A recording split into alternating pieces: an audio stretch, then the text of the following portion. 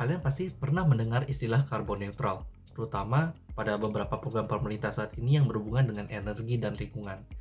Sebenarnya apa sih itu karbon neutral? Dan mengapa istilah ini semakin sering digunakan saat ini? Dan seberapa penting karbon neutral itu? Nah, sebelum lanjut, subscribe channel ini untuk konten riset dan sustainability lainnya. Bagian pertama, apa sih itu karbon neutral? Karbon neutral merupakan istilah yang digunakan pada setiap upaya yang kita lakukan untuk menyeimbangkan emisi karbon yang telah kita hasilkan dengan cara melakukan kegiatan-kegiatan yang dapat menyerap emisi karbon tersebut. Jadi istilah ini juga tidak jauh berbeda dengan net zero emissions. Jadi pada intinya emisi karbon yang kita hasilkan pada kegiatan kita akan kita selisihkan dengan kegiatan lain yang dapat menyerap emisi karbon sehingga selisihnya itu menjadi nol atau net zero ataupun carbon neutral gitu istilahnya ya. Jadi salah satu kegiatannya itu seperti menanam pohon, menanam mangrove seperti itu. Nah, mungkin contoh sederhananya, misalkan terdapat perusahaan A yang menghasilkan emisi karbon atau misalkan ya perusahaan itu tersebut adalah pembangkit listrik ya yang dari energi fosil menghasilkan emisi karbon seberat 100 kg CO2. Jadi perusahaan tersebut harus membayarnya dengan melakukan kegiatan lain seperti menanam mangrove, di mana menanam mangrove sendiri, mangrove juga punya perhitungannya sendiri ya, dia dapat menyerap berapa emisi karbon gitu.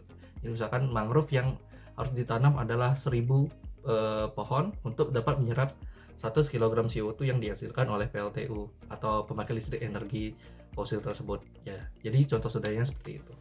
Bagian kedua, carbon offset.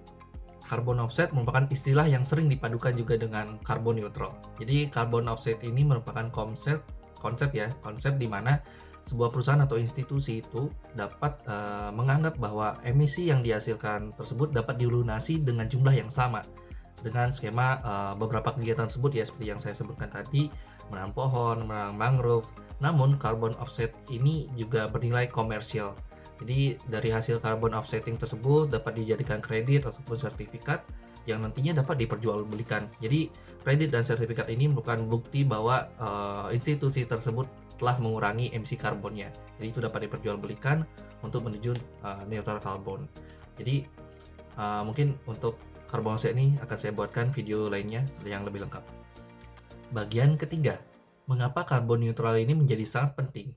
Karbon neutral itu menjadi sangat penting ya, karena ini akan menjadi salah satu strategi pemerintah baik setiap negara di dunia itu untuk memetakan target-target mereka baik jangka pendek maupun jangka panjang dalam mengurangi emisi karbon dari setiap negara.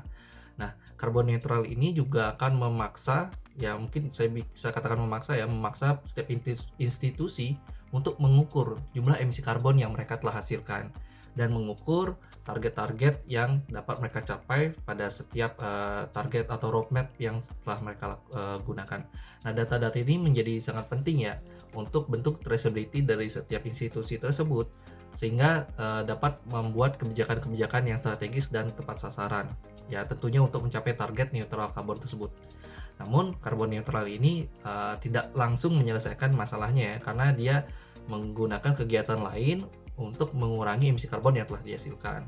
Jadi mungkin kedepannya tetap kita harus melakukan inovasi-inovasi ataupun program-program yang menyelesaikan akar masalah atau sumber dari emisi karbon tersebut. Di samping kepentingan lingkungan, negara juga perlu memperhatikan perekonomian dan sosial masyarakatnya. Jadi untuk saat ini karbon neutral merupakan salah satu solusi yang baik untuk dilaksanakan oleh setiap negara dalam mengejar untuk penyiimbangan emisi karbon di setiap negara tersebut. Di gimana sih menurut kalian? Yuk diskusi di kolom komentar. Jangan lupa like dan subscribe channel ini jika kalian menyukai topik-topik mengenai riset dan sustainability. Bye bye, see you in next video.